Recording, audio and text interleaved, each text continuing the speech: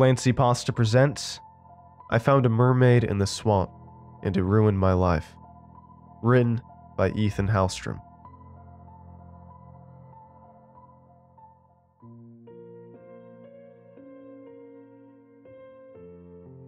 You know, I never thought I'd have the chance to fall in love. Not in love, anyway. Not the kind people write sonnets about. Not the kind that dominates movies and books in the top 40. Not because I don't want it, or because I'm not capable of feeling it, but because I'm not exactly the type of person people fall in love with. And that's, kind of half the whole deal, right? Don't get me wrong, people like me. I had plenty of friends when I was young, guys and girls. I'm nice, I'm easygoing, I'm low maintenance. I never got in anybody's way, so nobody felt any need to harass me. But I've never been the type of person that anybody would love romantically. The type of person that someone could feel an active attraction to. Sure, some people might think I'm sweet, or helpful, or a good friend, but I promise that nobody's fantasizing about my dumpy ass. I'm gross, is what I'm saying. Greasy, lumpy, asymmetrical. A real stage 5 uggo. I wasn't born with any specific deformity, not that I'm aware of, unless chronic goblin face disorder exists. My head's huge and knobby and blunt in all the wrong places. My eyes are small and beady and prone to bags. I have wide, clammy lips and crooked teeth, and a pretty non-existent chin. And that's just the stuff above my shoulders. I could go on and on about the little hunch in my spine, or my spindly arms, or my waxy skin. But I think I've painted enough of a picture. You get the point. I'm ugly, and not in a way that 3 days a week at Planet Fitness could fix. It was hard at first. My teenage years were the worst of them. The feeling of exclusion was sharper back then, more persistent. People around me were blossoming, discovering what it felt like to want and be wanted, and I was relegated to the sidelines, forced to either watch and envy or slap my gross hands over my gross ears and shut it all out. It got easier though, just like everyone promised it would. I got good at being on my own. I know that sounds depressing, but I swear it's not actually as sad as it sounds. I made it work. I'm actually a little proud of it. My independence. A few years back, I moved into a secluded little cottage on the outskirts of Baton Rouge, just far enough away from lights and roads to make sure that nothing disturbed the solitude I've gotten so dependent on. I've worked odd jobs for a while, mostly night shift stuff, which means that I never have to interact with anyone I don't want to.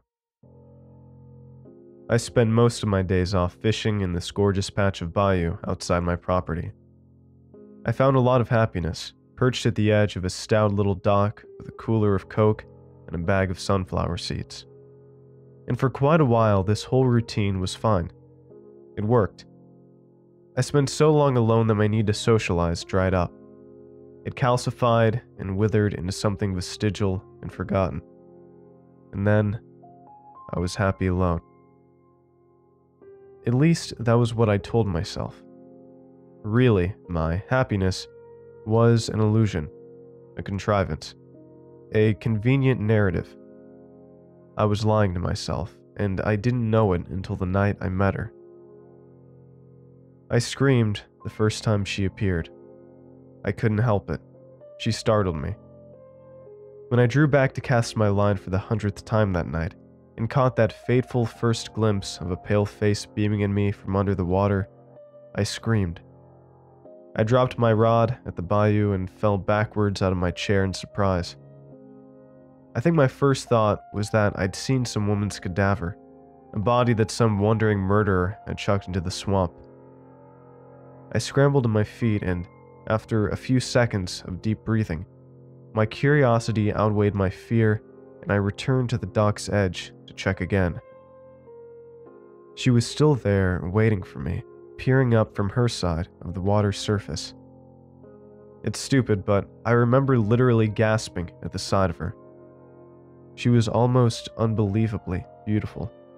Her big, curious eyes with their dark eyelashes, her wry, knowing smile, the halo of black hair that framed her delicate head in the water, floating in a wreath of gently swaying tendrils. She was floating on her back, maybe a few inches below the surface. I remember how she tucked her hands across her chest, sort of like an otter. For a while, I stared, transfixed, my whole body rigid with surprise and incomprehension, and something else that I can't place, something sort of like reverence. She was so ethereal and so radiant and so clearly unnatural, I didn't know whether to start crying or start running. We shared wordless, electric eye contact for what could have been seconds or hours. Then she blew a bubble at me, waved, and swam away. The spell was broken. You want to know something funny? She was the first person to really look at me, to make like real, intentional, direct eye contact with me in maybe half a decade. The initial feeling of that, of being visible, was intoxicating, but the instant it ended, I was changed. I couldn't be alone anymore. A wave of need, the fruit of years of self-imposed isolation, flooded me. It crashed into me like a tsunami and receded, leaving behind an all-consuming craving in its wake. I needed to see her again. I came back every night, and she appeared every night sooner or later. She was a playful, sprightly thing, a fast swimmer with a penchant for well-aimed splashes and raw fish. She let me talk to her, and she would listen, appearing almost rapt by even my most mundane little comments and stories. I'd talk, my voice crackly and weak from years of neglect, and she would hang on to every word. She never spoke. I'm not sure she knew how to speak, but she sang. It wasn't a noise, not a physical one. She didn't even need to open her mouth. The music emanated from her being whenever she willed it, clear and silver, like a chorus of bells chiming in perfect clarity. She sang to me every night, and I would walk home at dawn with her alien melodies playing in my head. It became a routine. I brought her food and played her music and told her stories. She danced and ate and laughed her soundless, underwater laugh. Those nights were the best of my life. Now, I'm not stupid. I knew this was too good to be true almost from the start. There was a reason that, in all my visits, I never got in the water with her. She'd make her coy little come-hither gestures and bat her eyes an invitation, and I'd always politely decline, because I knew what she was. Or, at least, I had a pretty good idea. Plenty of cultures have their own stories about gorgeous women drawing lonely men to the depths, and they always end the same. Tales of mermaids, naiads, nangyo, iaras. Every corner of the world has its own version of the same story, each with the same moral. Don't believe the woman in the water. And every once in a while, whatever illusion she was hiding behind, whatever magical disguise she employed, it would slip. Sometimes, when the water rippled wrong or the moon dipped behind a cloud, I'd get a glimpse of a different version of her. Her gaping mouth and the dozens of obsidian-chunked teeth that lined it. The jagged gills like black axe wounds in her muscular neck. The dead, doll-like eyes set into her head, suddenly devoid of the life and warmth that normally dance just behind her retinas. And besides, even if I hadn't caught those little glimpses, I would have known. No beautiful thing would ever pick me, not without an ulterior motive. I'm a worm. I'm a louse. I'm a low thing. I'm built for dirt and shade and isolation, not light and warmth and love.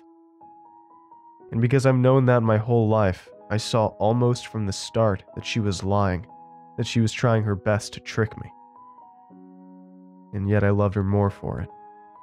Knowing how hideous her true form was should have terrified me, should have set me running for the safety of land, should have kept me from ever returning to that lonely dock.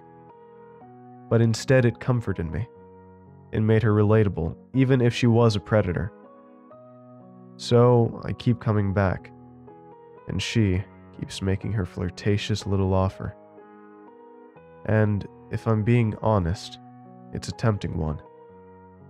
I know what she wants. I know what's going to happen to me the instant I lower myself into the swamp. I know exactly what her touch is going to feel like, and it's not going to be the gentle caress that I've spent every night of the last month fantasizing about. But my other option is to leave her, to ignore her forever, to go back to my hermit's existence in that drafty cottage with my bi-monthly paycheck and fish breakfasts, an empty bed. And somehow that sounds more painful than a double row of fish teeth in my neck. I have a choice to make tonight. Should I live safe and quiet and alone? Or should I die and finally know what it is to be embraced, to be truly wanted by something so much more beautiful than I deserve? I can hear her singing now in my head, and I know what I'm going to choose.